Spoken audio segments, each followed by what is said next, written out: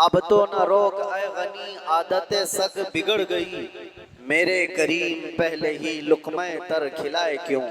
جان ہے عشق مصطفیٰ روز فزوں کرے خدا، جس کو وہ درد کا مزہ ناز دوا اٹھائے کیوں؟ اللہ تبارک و تعالیٰ آپ کی یہ محبت و عقیدت کو سلامت رکھے۔ میں بہت دیر سے دیکھ رہا ہوں ہر کوئی کسی کو بٹھا رہا ہے، اور میں یہ بھی محسوس کر رہا ہوں بیٹھے تو بیچارہ کوئی بیٹھے کہاں، جو جس حالت میں کھڑا ہے جیسے ہے اسی انداز میں کھڑا رہے۔ حضرت مولانا الیاس قاضی صاحب مجھ سے کہہ رہے تھے آج یہاں ایسا لگ رہا ہے کہ جیسے شب قدر ہے۔ میں ان سے یہ کہتا ہوں حضور پاک صلی اللہ علیہ وسلم کے ناموس کی جہاں بات ہو ہزاروں شب قدر سے بھی ابھی شب قدر ملی ہے میرے مصطفیٰ کی برکت سے۔ ساری برکتیں اس ہستی پاک کی ہیں، آبرو ماں نام مصطفیٰ است، ہم سب کی عزت و آبرو اس نام پاک سے وابستہ ہے، اور اسی لیے ہم بار بار یہ کہتے ہیں وہ جو نہ تھے تو کچھ نہ تھا، اور وہ جو نہ ہو تو بس یہی عقیدہ بھی ہے اور یہی زندگی بھی ہے، وہ جو نہ ہو تو کچھ نہ ہو۔ اسی لیے میرے عزیزوں ایک اور بات جس کی وضاحت بھی کر دوں، لوگ آج دو دو پوسٹر میرے پاس بھیج کر کہہ رہے تھے کہ ادھر بھی ہے ادھر بھی ہے، کیسے پروگرام؟ اصل میں یہ تلک نگر میں ہونے والا پروگرام تھا، وہاں کے غیور حضرات نے بڑی محنتیں کی، محبتیں ان کی بھی اپنی جگہ پر، لیکن میرے مصطفیٰ کریم صلی اللہ علیہ وسلم کو جہاں منظور ہو، میرے رب کو جہاں منظور ہو، بات وہیں کی جاتی ہے۔ شاید گردلی والوں کا کھچاؤ زیادہ ہو، ویسے تو یہاں پر ریشم کا کام کرنے والے زیادہ ہیں، بنارسی حضرات کو میں اچھی طرح سے جانتا ہوں، عشق رسول کے معاملے میں وہ اتنے نرم ریشم بھی نہیں ہیں، رسیوں سے مضبوط ہیں۔ آج کچھ ان کے معاملات کی وجہ سے، جگہ کی قلت کی وجہ سے، پرمیشن کے معاملات میں ادھر موو ہو گیا۔ بہرحال یہ حالات کے اعتبار سے ادھر سے ادھر ہو جائے، کہیں پر بھی ہو جائے، بات تو اس نبی پاک کی جہاں سے بھی کی جائے گی گونج کر رہے گی انشاءاللہ۔ اور مجھے پتا ہے ہم اس ملک میں جی رہے ہیں جہاں افغانستان کا طالبان مہمان بن سکتا ہے، اور ہندوستان میں جنم لیا سلمان نہیں آ سکتا۔ یہ منافقت ہے اور میں کھل کر بولتا ہوں۔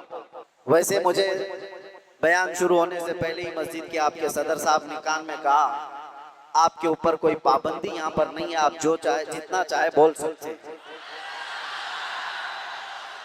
لیکن میں صدر صاحب سے کہتا ہوں پابندی لگا بھی دیتے تو ہم دھجیاں اڑا کے بھی جاتے، اس لیے کہ پابندی حضور پاک صلی اللہ علیہ وسلم کا نام لینے کے لیے کوئی ماں نے آج تک جنم نہیں لیا، کسی ماں نے آج تک ایسا بیٹا جنم نہیں دیا جو حضور پاک صلی اللہ تعالیٰ علیہ وسلم کے نام پاک کو اس روئے زمین سے ختم کر کے دکھا سکے۔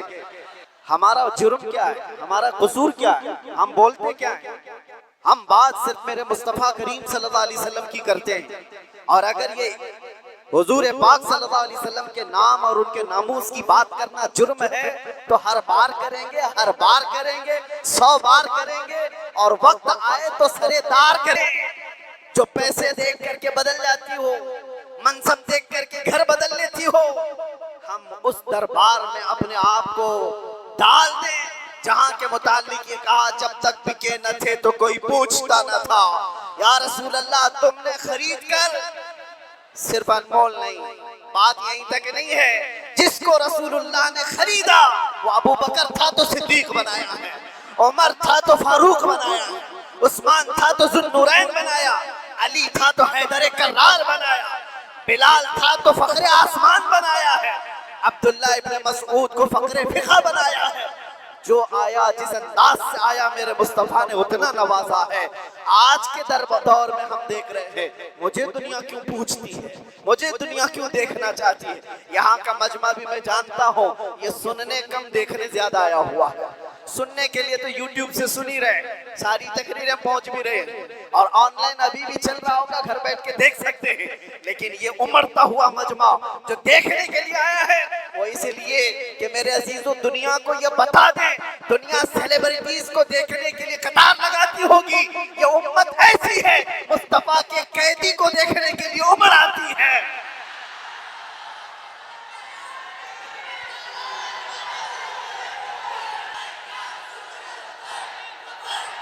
توجہ میرے عزیزو، اس بھری دنیا میں ہم جانتے ہیں جیل سے چھوٹا ہوا آدمی منہ چھپا کر گھومتا ہے. لوگ کیا بولیں گے؟ جیل سے آیا ہے، نہ ہم جانے میں منہ چھپائے تھے نہ آنے میں منہ چھپائے. ارے وہ چھپا کر کے وہ جائے جو چوری کر کے گیا ہو، جو ڈکیتی کر کے گیا ہو، ریپ کیس میں اندر گیا ہو، مال کھا کر کے اندر گیا ہو. وہ کیوں منہ چھپائے جو لبیک یا رسول اللہ کہہ کر گیا ہو؟ آپ کے لیے بھی میں کہہ رہا ہوں، منہ چھپانے کی نہیں، یہ منہ اٹھانے کا وقت ہے، اٹھانے کا وقت ہے. اس لیے کہ میرے عزیزوں، اس نام پاک کے بعد اگر کوئی مصیبت آتی ہے تو یہ حکومتیں یا طاقتوں کے ذریعے سے وہ تو ذریعہ بنتے ہیں. اصل بات یہ ہے کہ ہمیں اللہ تبارک و تعالیٰ اس عظیم امتحان سے گزارنا چاہتا ہے جو بلال حبشی کو دیا گیا ہے، جو خباب بن الارت کو دیا گیا ہے، جو خبیب بن عدی کو دیا گیا ہے، جو زید بن دسنہ کو دیا گیا ہے. میں تاریخ پڑھتا ہوں، ہمیشہ ایک بات یاد آتی ہے، میرے ساتھ بھی سیم معاملہ ہوا تھا، حالانکہ کمپیریزن کچھ نہیں، بلا تشبیہ بلا تمثیل. امام احمد بن حنبل 5 لاکھ حدیثوں کے حافظ ہیں. آپ کو ایک فتوے کی وجہ سے 3 بار کوڑے مارے گئے، 3 بار. اور کوڑے کس کو کہتے ہیں؟ یہ جو کمر کا بیلٹ ہے اس کو نہیں، وہ چمڑے کا پٹا ہوتا تھا، ایک بار مارتے تھے تو چمڑی لگ کر آ جاتی تھی. ایسے کبھی 80 کوڑے، کبھی 100 کوڑے. امام احمد بن حنبل کو جب لے جایا جا رہا تھا، یہ تیسری مرتبہ تھا، وقت کا خلیفہ. جب جلاد کو حکم دیا کہ اس بار پھر ان کو کوڑے مارو، ان کو فتویٰ واپس لینے کے لئے کہو، ایک شخص نے کان میں آ کر کے کہا، وہ بھی بڑے عالم تھے اس وقت، کہا کہ آپ مجھ سے کان میں کہہ دیں سے میں سارا معاملہ صحیح کر لوں گا، نپٹا لوں گا. آپ نے کہا میرے مصطفیٰ کی عزت اور ان کی شریعت کانوں میں نہیں بولی جاتی، کانوں میں نہیں. اس لیے ہم بھی بھرے مجمع میں کہتے ہیں. آپ جا رہے تھے تو ایک مشہور چور تھا بغداد، اس نے پکار کر کے کیا کہا، احمد بن حنبل سنو، میں چوری میں 1500 کوڑے کھا چکا ہوں، چوری کر کر کر کے بار بار پکڑا جاتا ہوں، کوڑے کھاتا ہوں، لیکن پھر بھی میں نے چوری نہیں چھوڑی، چوری ابھی تک مجھ سے چھوٹی نہیں ہے. اے احمد بن حنبل، میں چوری چھوڑ بھی دیا اگر تو زیادہ سے زیادہ میرے بچوں کے پیٹ پہ فرق آ سکتا ہے. آپ یہ کوڑوں کے ڈر سے حق بات بولنا نہ چھوڑیں، اس لیے کہ اگر آپ سمجھوتا کر لیے تو پوری امت برباد ہو جائے. امام احمد بن حنبل کہتے ہیں اچھے اچھوں سے بڑھ کر کے اس چور نے درس دیا تھا، اس چور نے سبق سکھا دیا تھا کہ لوگ سزاؤں کے ڈر سے جب چوری نہیں چھوڑتے تو ہم سزاؤں کے ڈر سے میرے مصطفیٰ کا نام لینا کیوں چھوڑ دیں، حضور کی عزت پر بات کرنا کیوں چھوڑ دیں. اور اب تو ہمیں پتا ہے ہماری زندگی بچی کیا ہے، ہماری زندگی کی اثر ہو گئی. جس کی عمر 40 سال کے قریب ہوتی ہے وہ کہا جاتا ہے اثر کا وقت ہو گیا اس کی زندگی. اثر سے مغرب میں کتنا ٹائم رہتا ہے؟ سورج ڈوبنے کو بہت تھوڑا سا وقت رہتا ہے. ہماری زندگیوں کی اثر ہو گئی، مغرب میں تھوڑا سا وقت باقی ہے. جو جینا تھا رب تبارک و تعالیٰ نے خوشیاں عطا کی، بچپنا بھی خوشحال، ہماری جوانی بھی خوشحال، ہم نے جو پڑھنا تھا پڑھ لیا، شادی بچے سب ہو گئے، تجارت بھی ہو گئی، مال بھی، گھر بھی، ساری چیزیں اللہ نے جو جینے کی دنیا میں ذرائع سب عطا کر. اب اس وقت جب عصر سے مغرب کا وقت ہو چکا ہو، آدمی اگر اللہ کے ذکر سے منہ پھیر لے اور ادھر سورج ڈوب جائے تو پھر اس کی زندگی اس سے زیادہ نہ ہو، ورنہ بڑھاپے میں تم تمنا کرتے رہ جاؤ گے.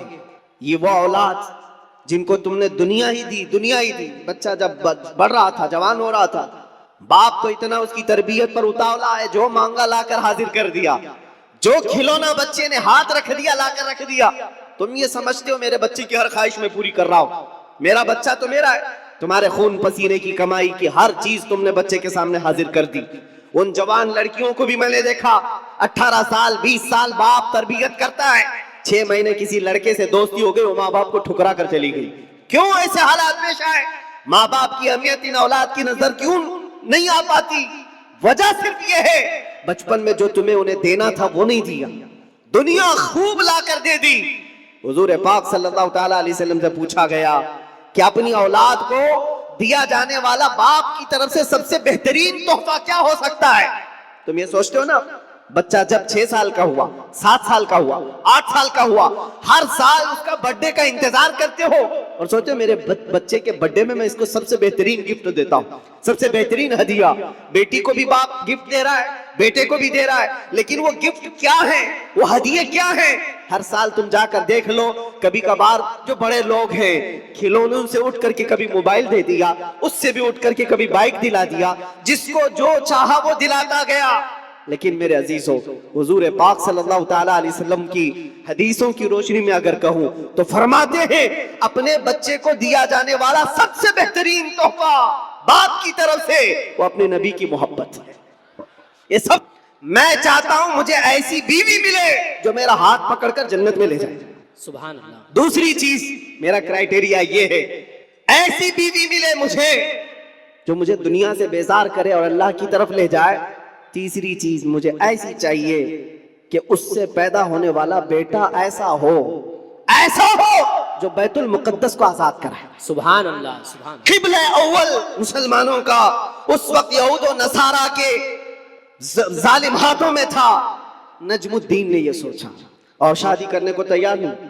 ظاہر سی بات ہے ایسے کرائیٹیریا کی لڑکی ڈھونڈنا بھی مشکل ہے، ملے تو کہاں ملے. شادی نہیں کرنا. ایک دن تقریر کی جامع مسجد میں، وہاں کے بہت بڑے بزرگ تھے، ان کے پاس بیٹھا تھا، مغرب کے بعد درس دے رہے تھے شیخ، علاقے کے شیخ اعظم. اچانک پردے کے پیچھے سے ایک خاتون کی آواز آئی، حجاب میں تھی. شیخ نے پوچھا کون ہے؟ لڑکی نے اپنا نام بتایا، ست الملک ہوں. ایک فقیر خاندان کی لڑکی تھی. تو آپ جلال میں آئے، بزرگ جو شیخ اعظم ہے فرماتے بیٹی تجھے ہو کیا گیا ہے؟ میں نے آج اتنا بڑا رشتہ بھیجا تھا تو نے ٹھکرایا. اس لڑکی نے کہا میرے لائق نہیں تھا. پوچھا تیرے لائق نہیں تھا تو چاہتی کیا ہے؟ وہ پردے کے پیچھے سے کہتی ہے میں چاہتی ہوں مجھے ایسا دولہا ملے جو میرا ہاتھ پکڑ کر جنت میں لے جائے. سبحان اللہ. سبحان اللہ. اور میں یہ چاہتی ہوں ایسا شوہر ملے جس سے پیدا ہونے والا بیٹا بیت المقدس کو آزاد کرائے. سبحان اللہ. نجم الدین اسی محفل میں بیٹھا ہوا. کہا میری سوچوں سے پوری سوچ ملتی ہے اس خاتون کی جو پردے کے پیچھے. اٹھا اور شیخ سے کہا حضور کیا میری سگائی یا میری منگنی اس لڑکی سے آپ کرا سکتے ہیں جو پردے کے پیچھے؟ بزرگ نے فرمایا تو دیکھا ہے اس کو؟ کہا مجھے ضرورت نہیں. کہا تو جانتا ہے اس کا خاندان؟ کہا وہ بھی مجھے ضرورت نہیں. اس کی نیت میرے لیے کافی ہے، جو میری نیت ہے وہ اس کی نیت ہے. شیخ نے فرمایا نجم الدین تو علاقے کا گورنر ہے اور وہ اس محلے کے سب سے فقیر خاندان کی لڑکی ہے، کہاں میچنگ ہوگی؟ نجم الدین نے کہا پھر بھی مجھے چلے گا. وہ مغرب کے بعد بیٹھا، عشاء سے پہلے اسی مسجد میں نکاح بھی ہو گیا. سبحان اللہ. اسی رات کو بدائی بھی ہو گئی.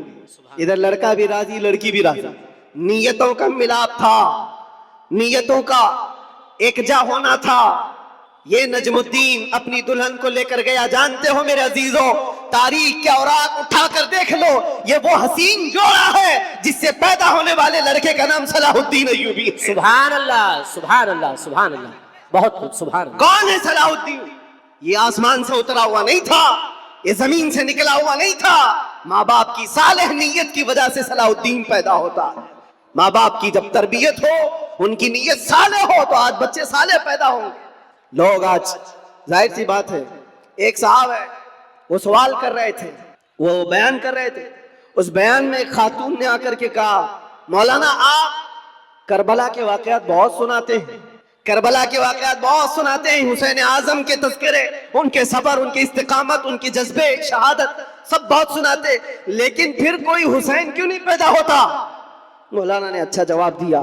وہ خاتون سوال کر رہی تھی، کہا حسین ضرور پیدا ہوگا، پہلے فاطمہ تو آئے کوئی. سبحان اللہ. سبحان اللہ. فاطمہ ہوگی تو حسین بھی آئے گا. گھروں کے حالات جب درست ہو جاتے ہیں تو میرے عزیزوں ان خاندانوں میں نیک و صالح اولاد ہوتی ہے. درخت بن جانے کے بعد ہم تربیت کی سوچ رہے ہیں بگڑے ہوئے معاشرے کو سدھارنے کے لیے. اب تو یہاں پر کچرا نکالنے کے لیے ہاتھ نہیں بڑے بڑے بلڈوزر لگانے پڑتے ہیں، تب جا کر کے کچرے نکلیں گے. لیکن جو نوجوان ہیں میں ان سے گزارش کروں گا نیت کر لو، صالح نیت اللہ کی بارگاہ میں کہ مولا مجھے تحسین فرج عطا فرما، میری شرمگاہ کی حفاظت عطا فرما، مجھے وہ نیک خاتون دے جو مجھے دنیا سے ہٹا کر جنت کی طرف لے جائے، مجھے دنیا کی محبت سے نکال کر اللہ اس کے رسول کی محبت ڈالے. तुम्हारी नीयतों से अल्लाह तबारक व ताला वो चीज तुम्हें अता करेगा। पहले से ही अगर ये सोचता है जवान ऐसी दुल्हन मिले जो 4 लोगों में खड़ा करूं तो लोग उसे देखते रहे, बेहया आदमी, दयूस आदमी जो अपनी औरत का मुजाहरा कराना चाहता है, शादी इसलिए करना चाहता है कि 4 लोगों में उसकी खूबसूरती दिखाए। कुछ ऐसा कर दो मेरे किरदगार आंखों में, हमेशा नक्श रहे रूए यार आंखों में। तलब करो मेरे अजीजों, क्यों नहीं मिलता? अगर रब्बे जुल जलाल की बारगाह में तड़प करके मांगा होता, कुछ ऐसा कर दे मेरे किरदगार आंखों में, हमेशा नक्श रहे रूए यार आंखों में। उन्हें न देखा तो किस काम की है ये आंखें कि देखने की है सारी बहार आंखों में। सुभान अल्लाह। हमने देखा है मेरे अजीजों अपनी जिंदगी में, जब हमारा दिल ज्यादा टूट जाता है, आमिना कलाल संभालने के लिए तशरीफ लाता, सुभान अल्लाह, सुभान अल्लाह। और फिर अंदाजा होता है सहाबा ने अपनी तमाम वो सारी आदतों को कैसे खत्म किया था। वो एक दीदार रसूल से, वो एक जियारत मुस्तफा से सब कुछ तोड़ दिया था, सब कुछ छोड़ दिया था। आज वो एक मोहब्बत तुम्हारे दिल में घर कर जाए, मैं कहता हूं हजारों तकरीरों की जरूरत नहीं, तुम्हारे इलाज मुआलजे के लिए डॉक्टरों की जरूरत नहीं, वो एक इश्क मुस्तफा तुम्हें आसमानों की बुलंदी तक पहुंचा सकता है। बेशक। उठाकर तुम्हें कहां से कहां ले जाएगा, तुम्हें